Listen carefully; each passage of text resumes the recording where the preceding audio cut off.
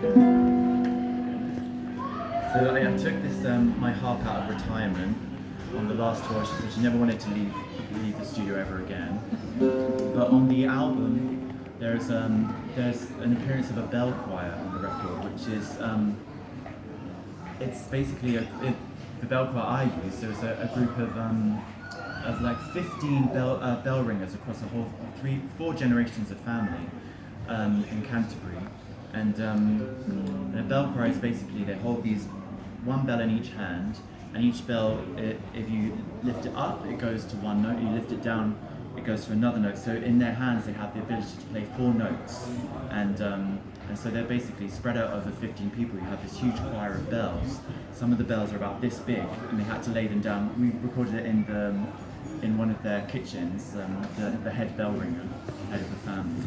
So some of the bells were laid out on the kitchen table, and then they'd have to hold them up. And some of the bells, the smallest bells, were played by the oldest lady, the great grandmother, and she had these tiny little bells. And every time I had to record about 7 times, because every time she get to this part, she'd hit her big brooch. But I couldn't get it out of the recording, so I actually saved it. So you'll hear just on the word, actually perfectly on where it says, "And the reaper strikes the whetstone for the sharpening of his blade," and she goes like that.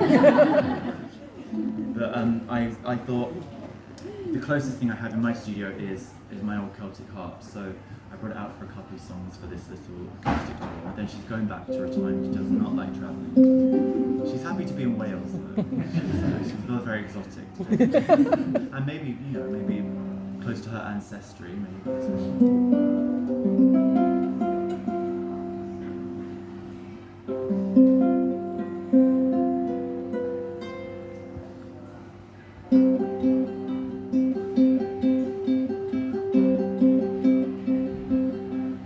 I was 3 spires south of Minster when the Martians ceased to moan, and my grief became a garland, and her death a dove cold.